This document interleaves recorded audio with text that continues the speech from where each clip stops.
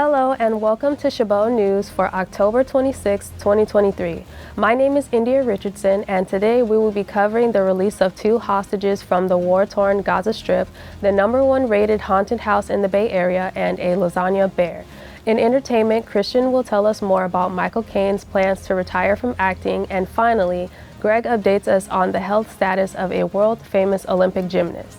All that and more coming up in today's edition of Chabot News.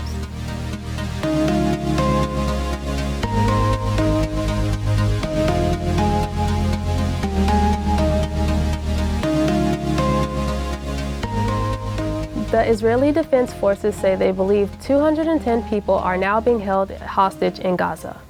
Hamas has released 2 American women, a mother and a daughter, nearly 2 weeks after they were abducted in Israel. The father of 17-year-old Natalie Renan and ex-husband of Judith Renan says he's been waiting for this moment for nearly 2 weeks. CNN's Whitney Wild reports how the release has also brought an enormous relief to the rest of their community back home in Illinois. The walk to freedom in a snapshot. 59-year-old Judith Renan and her 17-year-old daughter Natalie are finally safe after 2 weeks as Hamas hostages. They're headed home after many prayers and tears. Because they're innocent. A community's fear now replaced by joy. Our prayers have been heard for Judith and Natalie, and we are so overjoyed. Judith and Natalie traveled to Israel from Evanston, Illinois, and have been missing since the Hamas attacks on October 7th. They were visiting a kibbutz in Israel for Judith's mother's 85th birthday. Judith's sister told CNN she had no idea if they'd ever return. I'm very worried about my sister and my niece. My niece she's not even 18. She's supposed to be celebrating her birthday on the 24th of this month. We know that young women are being raped and injured, and Judith is she's not very healthy.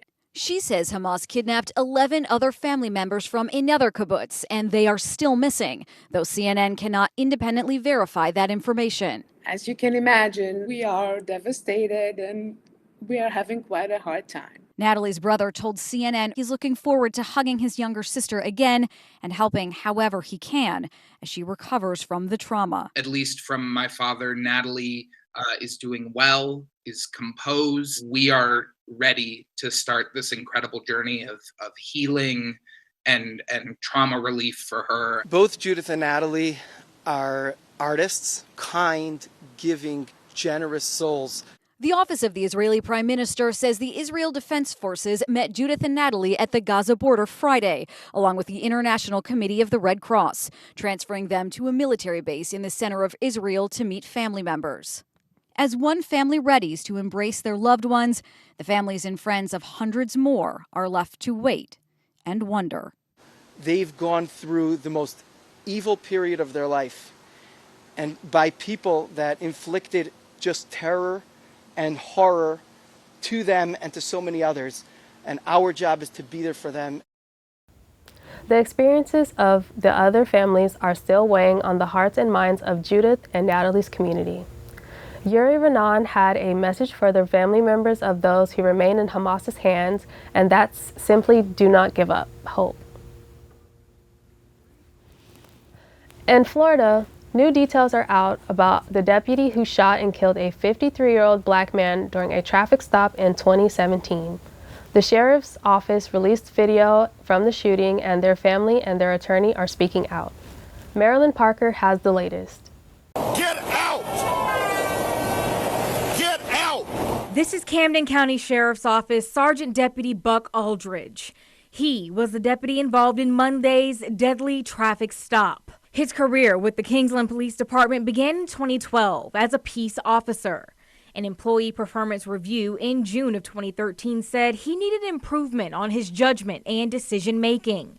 The comment underneath says, "Be calm, cool, collected."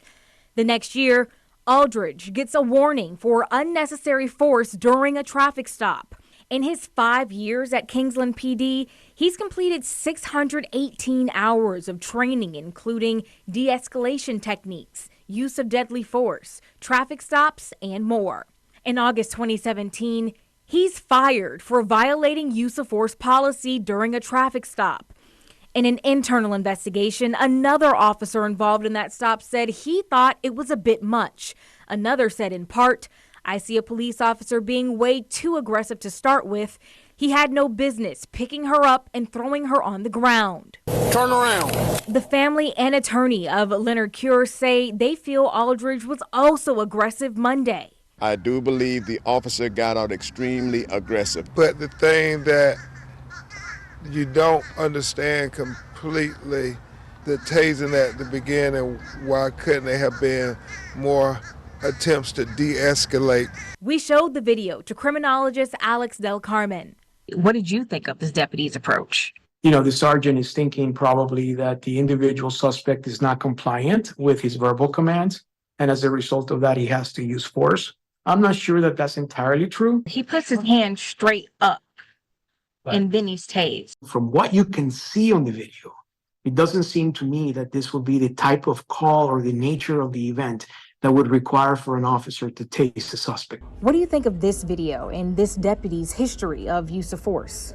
If the officer has, in fact, a history that he has been using force in the past and that he's been disciplined in the past to the extent of being fired, then the police department has a very serious problem in their hands right now.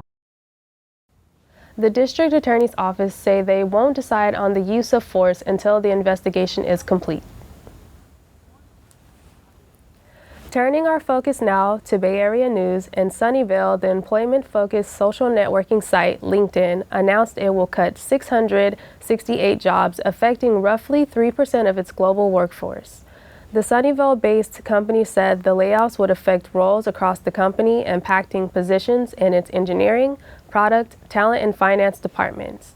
The announcement came and a rise in job cuts in the tech industry this year. According to layoffs.fyi, 1,061 companies have laid off over 24,000 workers so far in 2023. This is the second round of cuts this year for LinkedIn, which is owned by Microsoft.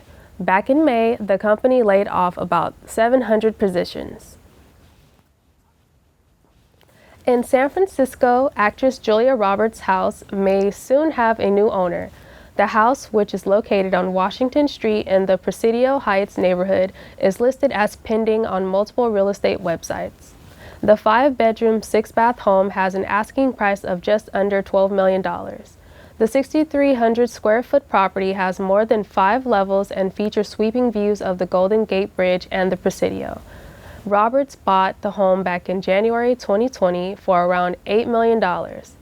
Let's hand it over to now Christian Gonzalez to see what's happening in this week's look at entertainment news.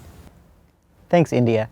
Netflix will soon be opening locations that will allow fans to fully immerse themselves in their favorite Netflix shows. The company's vice president of consumer products made the announcement during an interview with Bloomberg on Thursday, October 12th. They'll be called Netflix House and will have rotating installations. Fans will not only be able to shop for themed products, but they will also be able to eat food based on a show and play some games too. The company is aiming to launch the first 2 locations in the US in 2025 before expanding globally. However, the exact locations have yet to be announced. The company has previously launched dozens of pop-up locations, but Netflix House will be a permanent location. British film star Michael Caine confirmed his retirement from acting. The 2-time Academy Award winner made the announcement on BBC Radio 4's Best of Today podcast on October 14th. The 90-year-old said The Great Escaper is his last acting gig. That film came out in early October. Caine started his acting career on the stage in the early 1950s. He made his movie debut in 1956. Since then, he's played secret agents, adventurers, teachers, and killers. While on the podcast, Caine said there will be no more acting, but there will be writing. Well, that's a wrap for this week's look at entertainment news. I'm Christian Gonzalez, and now back to you, India. Thanks, Christian. In local news on Saturday, November 4th, the City of Hayward will offer Hayward households free compost during the city's Fall Free Compost Giveaway. Community members can visit the parking lot of the former SkyWest Golf Course at 1401 Golf Course Road from 7:30 a.m. 10:30 a.m. to receive 4 bags of locally produced homegrown compost. There is a limited supply of compost, so it will be offered only while supplies last. This event is offered to Hayward households as part of the city's franchise agreement with Waste Management of Alameda County. The compost is made in part from food scraps and yard trimmings collected from Hayward's residents. A waiver must be signed in order to receive compost. Traffic is often heavy at this event, so please be patient and considerate. Compost is a nutrient-rich soil enhancer made of decomposed organic matter. It can improve moisture retention in soil, promote plant growth, and remove carbon dioxide from the atmosphere.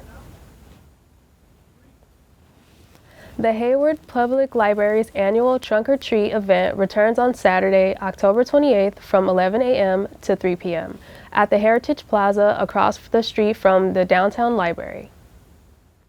This year's event is bigger than ever and is being presented in conjunction with the Hayward Promise Fest.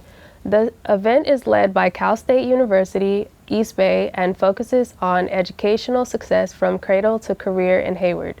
The Promise Fest celebrates its decade-long partnership of Hayward Community Service. It will include face painting, bubbles, arts and crafts, free food, a car show, a job fair, and of course Halloween treats. All are invited, dress in a costume, or come as you are. A good time is guaranteed for all. In a related story, Halloween is quickly approaching, and for many adults and mature teens, that means haunted house trips. Here in the Bay Area, you can't do any better than the award-winning Fear Overload Scream Park in Newark. We sent our reporter Don Wright out to cover the story. The Fear Overload Screen Park, located at 2086 New Park Mall in Newark, combines 2 different walk-through haunted houses, the House of Phobia, Rise of Monsters, and Happy Days Asylum, into one frightening experience. And the best part is, participants get access to both haunted adventures for one low admission price. The Fear Overload Screen Park has been scaring people since 2009 and has built a reputation as the best haunted house in the Bay Area, both by its customers and its staff. I've been with Fear Overload for 2 years. Last year I was an actor, and this year I was promoted to GM. I think that was based on my 30 years or 30 plus years of experience in the haunt industry, as well as I was a manager up in Reno, Nevada, for a haunt for a couple of years. And so I started acting, and the bug caught me. I scared one person out of her shoes, and that was it. I was hooked. Fear Overload's mission is different than most. The owners are all about breaking barriers and going where no haunt has gone before. Both rooms feature extraordinarily detailed set designs and cutting-edge animatronic models, creating a theater of terror, tailored to prey upon individual phobias and dare to explore the darkest recesses of the human mind. But the heart of what makes Fear Overload work so well is the professionally trained scare actors that roam the maze and pop out at the most unexpected times to scare patrons. I've been a scare actor for about just this season. Just about this season, I'm fairly new.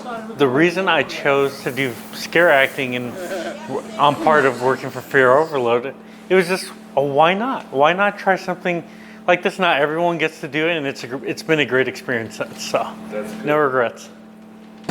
I've been in scare acting since 1991, and I've been in security since 1988. So 33 years and about 30 years, respectively.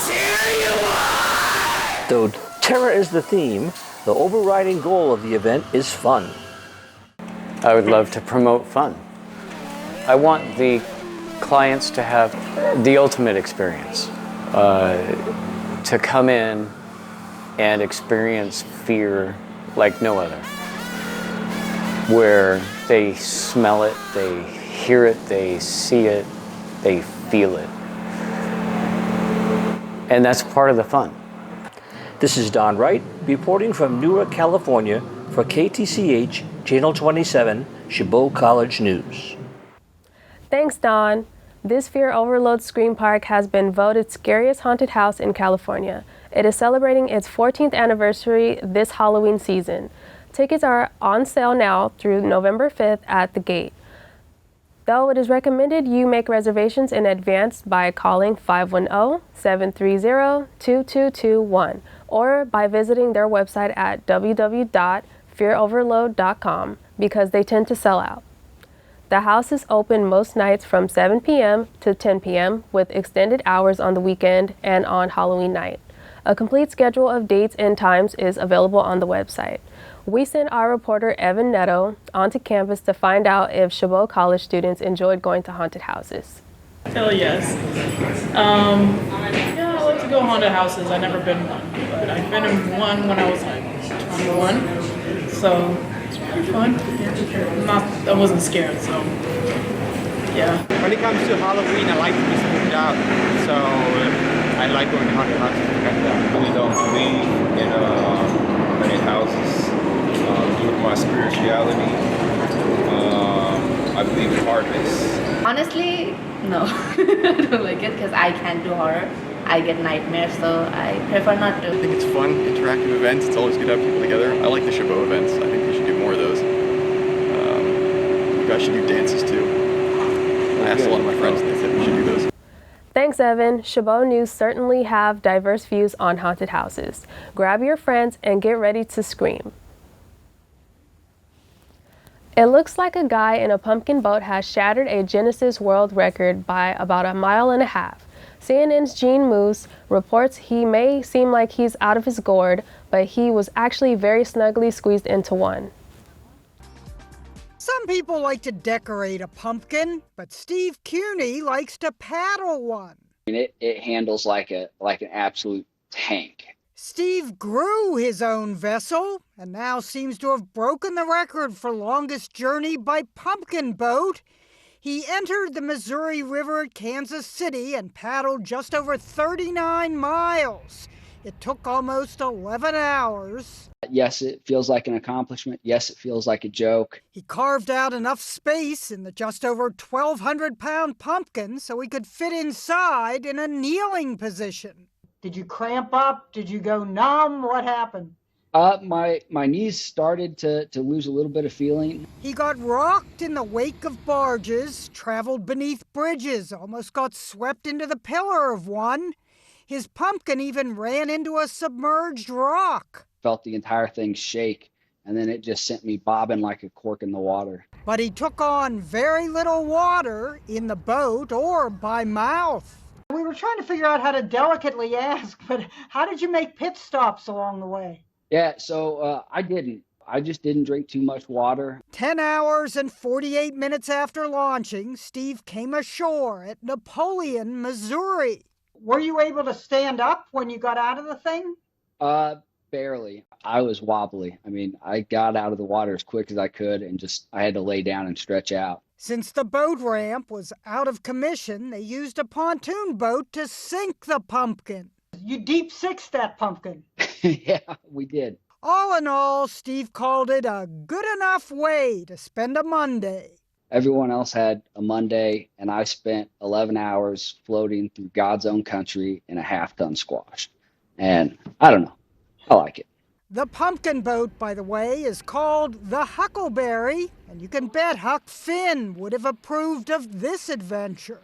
Would you fellas like a little help? No thanks, Huck. This pumpkin is seaworthy enough to squash a record. Jeannie Mose, CNN, New York.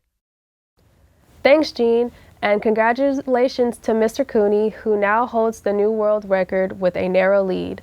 The record was previously set by Rick Swinson when he completed a 37.85-mile trip in Nebraska City, Nebraska on August 27, 2022.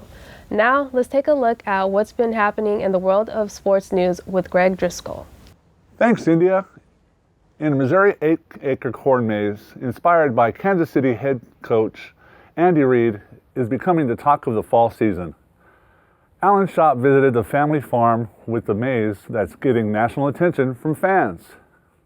He said, hey, why don't we just do Andy? A little family farm inspiration and a very distinctive Coach Andy Reid feature. Mostly the mustache? Yep, it's a look Coach has down and one Chief fans really like. They're like, oh, that's so cool. Johnson Farms near 177th and Holmes even getting national attention when the Andy Reid corn maze was shown on the Thursday night game broadcast last week. My phone was blowing up then. I bet, but this was almost a completely different looking maze. My daughter wanted to do Taylor and Travis in a heart, but I was afraid of that. I know, right? What a bummer if they'd broken up or something. So it's Andy getting the call to the corn. Hard. Jean says it's not that complicated of a maze. She says it's only 8 acres and there's exits on each side to get out if you get lost. Plus, she adds, there's a poster of Andy Reid out front and the maze, so you can kind of work your way through it. Medium to easy. It's not super duper hard. But it is extremely cool. Andy Reid with the mustache, how can you go wrong? Well, as long as you don't take a left when you should have taken a right. Thanks, Alan. The Andy Reid corn maze will be open until Halloween. Former Olympic gymnast Mary Lou Retton has suffered setback in her fight with a rare form of pneumonia. Retton's daughter, Shayla, shared an update on her mother's health on social media Wednesday, October 18th. In the video she shared, she says that Retton was improving at the beginning of the week, but then Shayla says Retton experienced a, quote, pretty scary setback and is still in the ICU. She did not provide the further details on what the setback was, but she did say Retton was getting better. She also added that continuing battle has left her mother exhausted.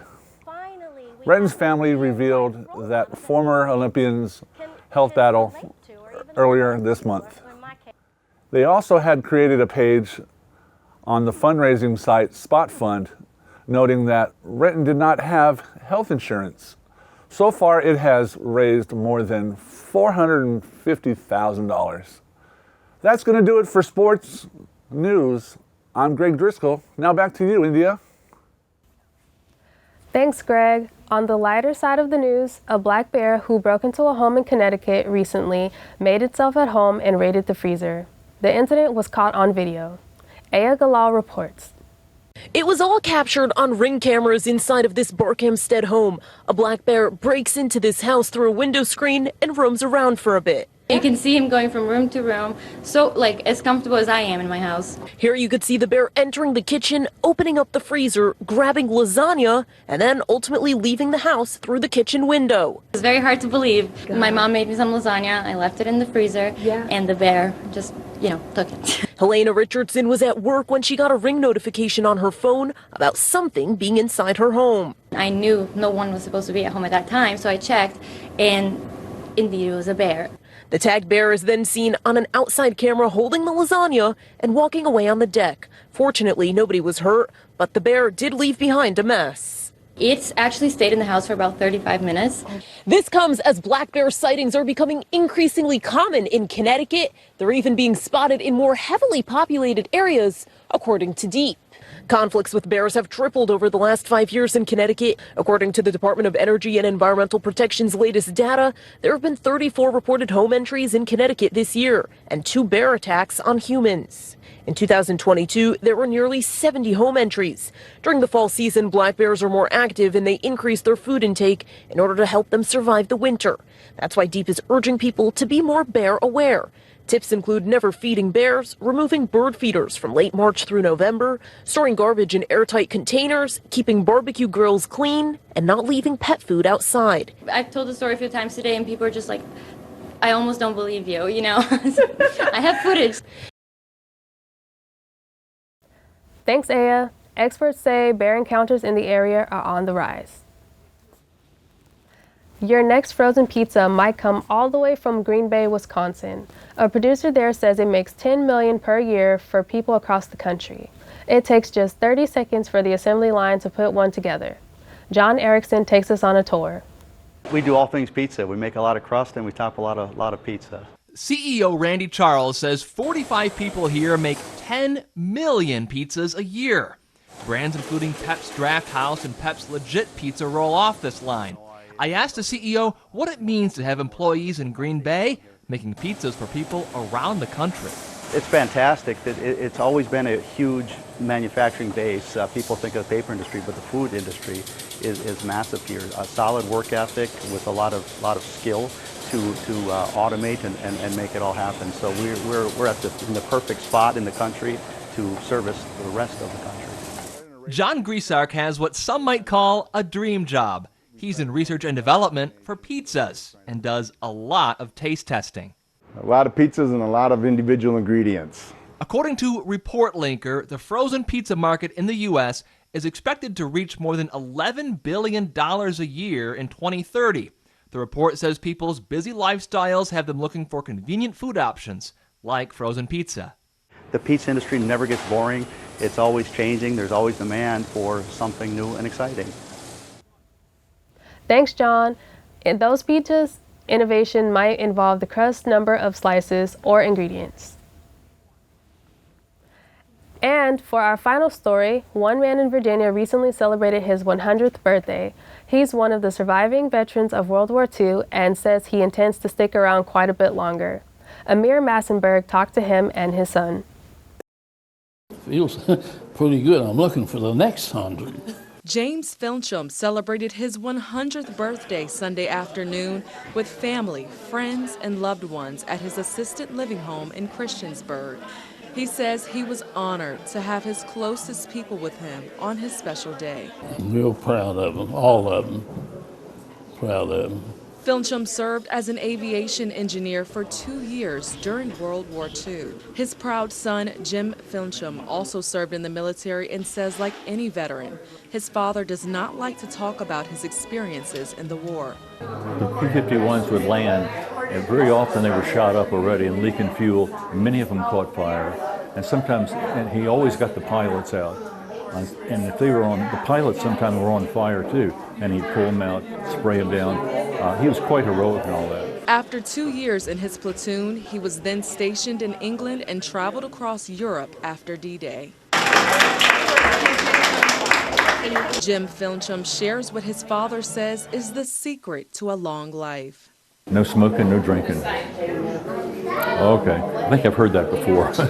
He says it's an honor to be able to tell his father happy 100th birthday. How many people do you know that can say happy 100th birthday, Dad? Do you know anybody can say that? Fincham spent the rest of the afternoon receiving gifts and eating cake with his guests at the party of the century. Mr. Fincham served in the Army Air Force from the spring in 1943 until his discharge on December 16, 1945. He was stationed in England and then went on to fight in the Battle of the Bulge in Europe. He celebrated his 100th birthday with a party on October 15th, surrounded by his family and closest friends. That's all for Chabot News this week. Thanks to all the students and staff in the Mass Communications Department here at Chabot College for making this production possible. You can watch us anytime online at youtube.com/ChabotTV. Stay tuned to KCTH Channel 27 on Comcast for more Chabot TV.